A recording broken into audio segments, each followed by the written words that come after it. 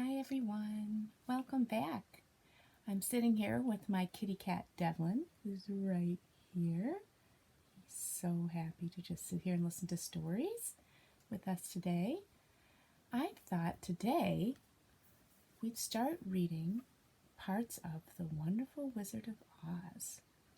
You might know the movie that has Judy Garland in it, and this is the book that the movie is based on.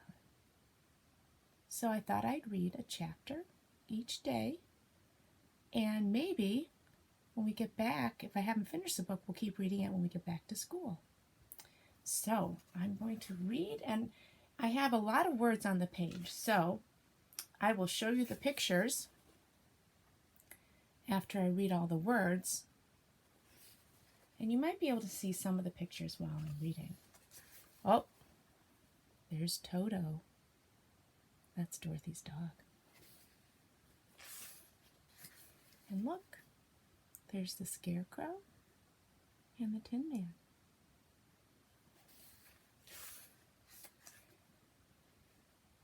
Chapter 1, The Cyclone. A cyclone is similar, or another name, for a tornado.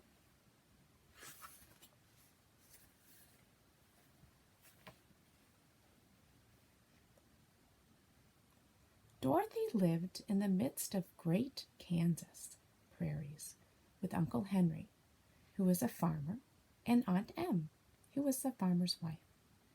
Their house was small, for the lumber to build it had to be carried by wagon many miles.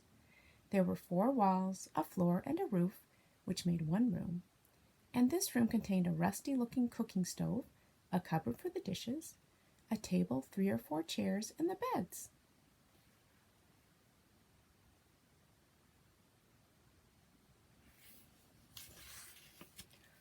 Uncle Henry and Aunt Em had a big bed in one corner, and Dorothy a little bed in another corner.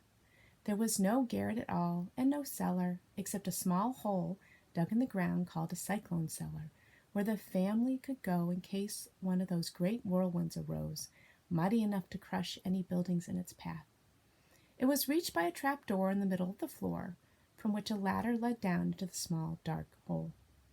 When Dorothy stood in the doorway and looked around, she could see nothing but the great gray prairie on every side. Not a tree nor a house broke the broad sweep of flat country that reached the edge of the sky in all directions. The sun had baked the plowed land into a gray mass with little cracks running through it. Even the grass was not green, for the sun had burned the tops of the long blades until they were the same gray color to be seen everywhere. Once the house had been painted, but the sun blistered the paint and the rains washed it away, and now the house was as dull and gray as everything else. When Aunt Em came there to live, she was a young, pretty wife. The sun and the wind had changed her, too. They had taken the sparkle from her eyes and left them a sober gray. They had taken the red from her cheeks and lips, and they were gray also. She was thin and gaunt and never smiled now. When Dorothy, who was an orphan, first came to her, Aunt Em had been so startled by the child's laughter that she would scream and press her hand upon her heart whenever Dorothy's merry voice reached her ears. And she still looked at the little girl with wonder that she could find anything to laugh at. Uncle Henry never laughed. He worked hard from morning till night and did not know what joy was. He was gray also, from his long beard to his rough boots, and he looked stern and solemn and rarely spoke. It was Toto that made Dorothy laugh and saved her from growing as gray as her other surroundings. Toto was not gray. He was a little black dog with long silky hair and small black eyes that twinkled merrily on either side of his funny wee nose. Toto played all day long, and Dorothy played with him and loved him dearly. Today, however, they were not playing. Uncle Henry sat upon the doorstep and looked anxiously at the sky, which is even grayer than usual. Dorothy stood in the door with Toto in her arms and looked at the sky, too. Aunt Em was washing the dishes.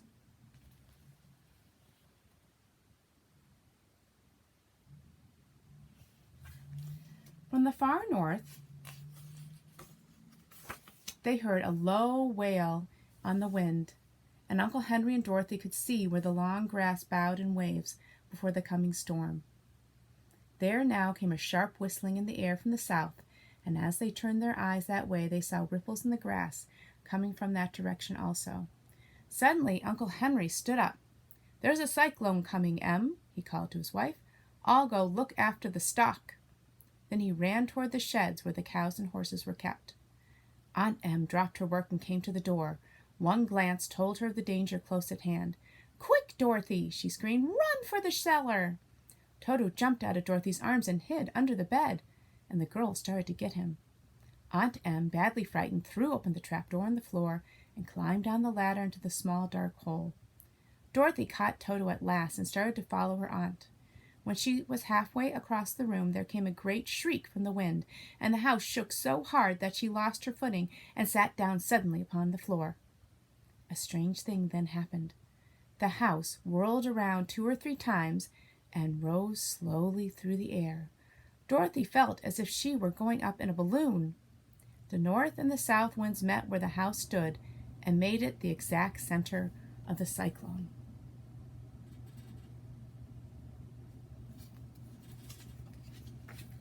In the middle of the cyclone, the air is generally still, but the great pressure of the wind on every side of the house raised it up higher and higher until it was at the very top of the cyclone, and there it remained and was carried miles and miles away as easily as you could carry a feather. It was very dark, and the wind howled horribly around her, but Dorothy found she was riding quite easily. After the first few whirls around, and one other time when the house tipped badly, she felt as if she were being rocked gently, like a baby in a cradle. Toto did not like it. He ran around the room, now here, now there, barking loudly. But Dorothy sat quite still on the floor and waited to see what would happen. Once Toto got too near the open trap door and fell in, and at first the little girl thought she had lost him. But soon she saw one of his ears sticking up through the hole, for the strong pressure of the air was keeping him up so that he could not fall. She crept to the hole, caught Toto by the ear, and dragged him into the room again, afterward closing the trap door so that no more accidents could happen. Hour after hour passed away, and slowly Dorothy got over her fright, but she felt quite lonely, and the wind shrieked so loudly all about her that she nearly became deaf. At first she had wondered if she would be dashed to pieces when the house fell again, but as the hours passed and nothing terrible happened, she stopped worrying. And there's the picture of when Toto fell out of the trapdoor. She stopped worrying and resolved to wait calmly and see what the future would bring. At last she crawled over the swaying floor to her bed and lay down upon it, and Toto followed and lay down beside her. In spite of the swaying of the house and the wailing of the wind, Dorothy soon closed her eyes and fell fast asleep. And there she is sleeping. And that's the end of chapter 1. So we'll see you again for chapter 2 tomorrow. Bye.